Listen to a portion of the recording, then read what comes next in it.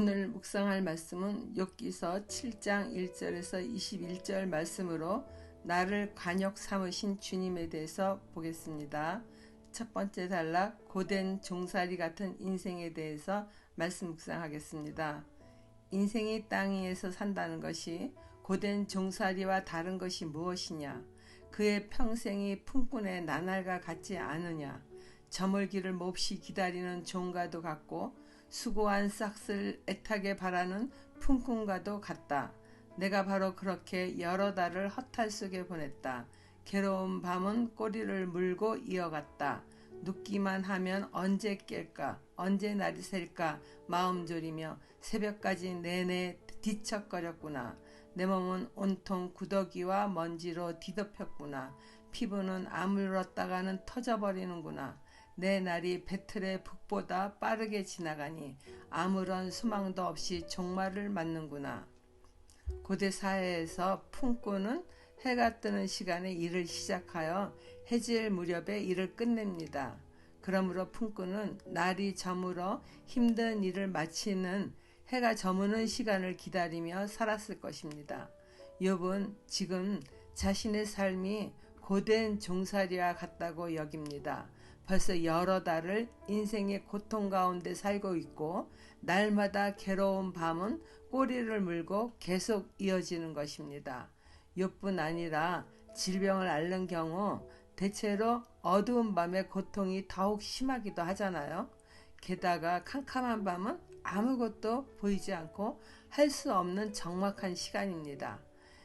깊은 병의 고통 때문에 어두운 밤의 시간이 너무나 길게 느껴지고 또 힘들어서 차라리 아침이 되기를 기다리게 되는 것이죠. 욥은 일반적인 고통보다 훨씬 괴로운 질병 가운데 있습니다. 온몸이 구더기로 뒤덮여 있을 정도이니 생각만 해도 끔찍한 상황입니다. 피부는 조금 아무는 것 같다가도 이내 다시 터져버리고 구더기와 먼지로 덮여 있습니다. 욥은 고통의 시간이 아무런 해결책이 없이 배짜는 배틀 북보다도 의미 없이 빠르게 지나갔다고 말합니다. 고통의 시간이 빨리 지나갔다는 말이 아니라 조금이라도 좋은 상황은 벌어지지 않은 채 고통스러운 시간만 계속 흘러가고 있다는 표현이죠. 7절 말씀 보겠습니다. 내 생명이 한낱 바람임을 기억하여 주십시오. 내가 다시는 좋은 세월을 못 볼 것입니다. 어느 누구도 다시는 나를 볼 수 없을 것입니다. 주님께서 눈을 뜨고 나를 찾으려고 하셔도 나는 이미 없어졌을 것입니다.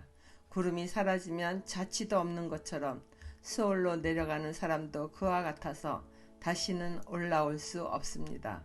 그는 자기 집으로 다시 돌아오지도 못할 것이고 그가 살던 곳에서도 그를 몰라볼 것입니다. 엘리바스와 친구들을 향하여 말하던 욥이 이제 자신의 고통스러운 심정을 하나님께 아뢰기 시작합니다.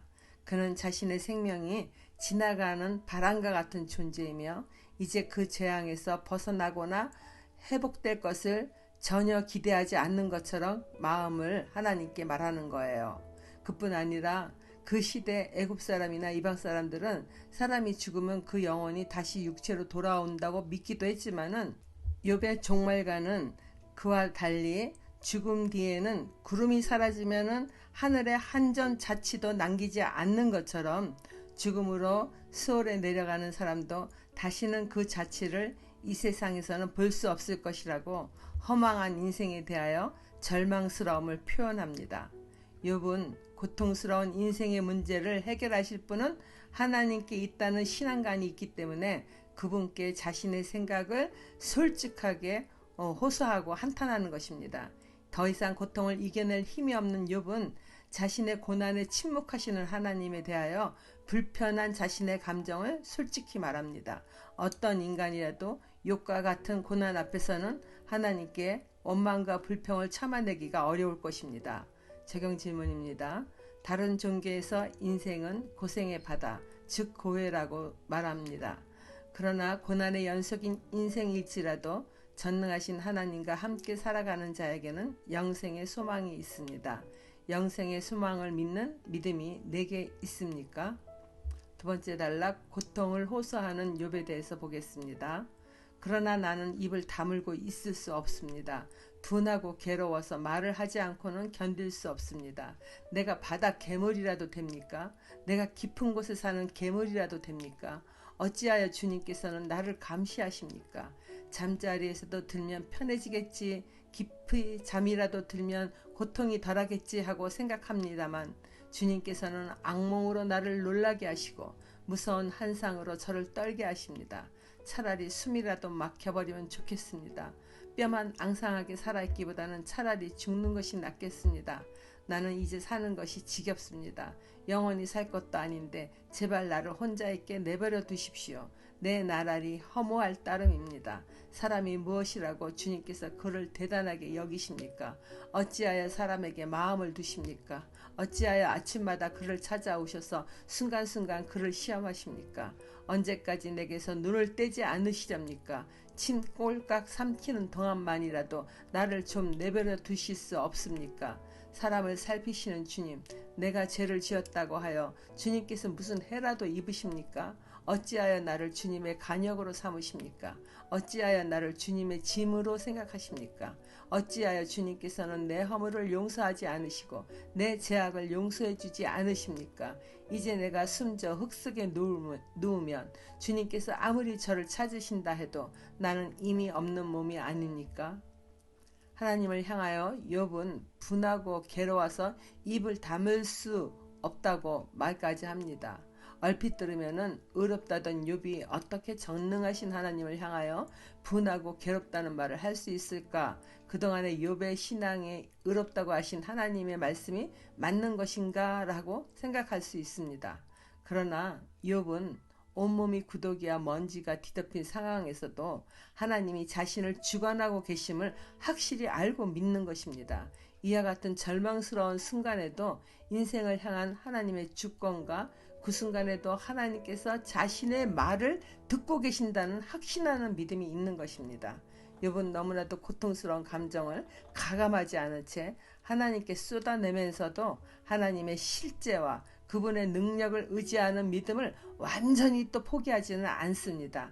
하나님을 바라는 마음이 욥의 마음 깊은 곳에 있습니다. 그것을 보면은 욥의 6기 9장 34절에 내게 소원이 있다면은 내가 더 두려워 떨지 않도록 하나님의 채찍을 거두시는 것이라고 이렇게 말을 합니다. 마치 하나님이 자신을 간역 삼아 활을 쏘는 것 같은 고통으로 인하여 살고 있는 것조차 지겨운 마음이 들기도 하고 하나님의 관심 아래 벗어나고 싶은 마음이 들기도 하지만은 그는 궁극적으로는 전능하신 하나님을 의지하는 마음은 변함이 없는 겁니다.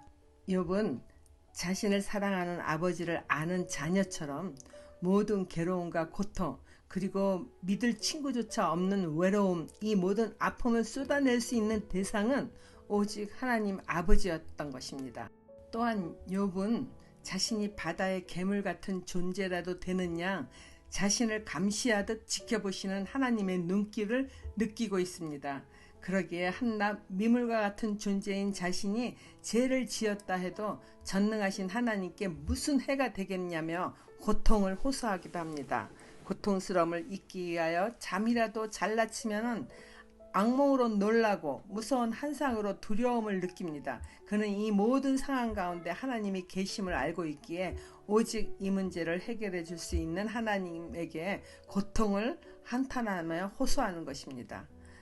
그가 생각하기를 자신의 허물을 용서하지 아니하시고 죄악을 용서해 주지 않으셔서 자신은 결국 죽게 될 것이라는 생각까지도 합니다.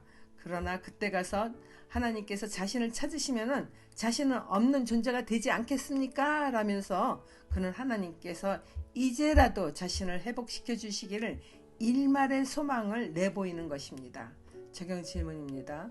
욥은 인간으로서 더 견딜 수 없는 극한 상황에서 차라리 죽음이 나을 것이라는 비탄의 말을 쏟아내면서도 살아계신 하나님을 놓아버리지 않습니다. 견딜 수 없는 고통 가운데 있는 내게 침묵하시는 하나님의 섭리를 믿고 기다리는 믿음이 내게 있습니까? 기도하겠습니다.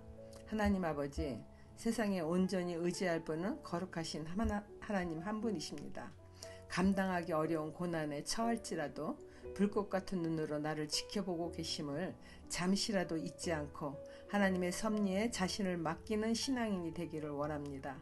욥처럼 고통스러운 말로 하나님을 향하여 분노를 터뜨릴 망정 거룩하신 하나님의 섭리를 의심하여 믿음을 잃어버리는 일이 없도록 말씀을 붙잡고 이기는 신앙인이 될 수 있도록 예수님의 이름으로 기도드립니다. 아멘.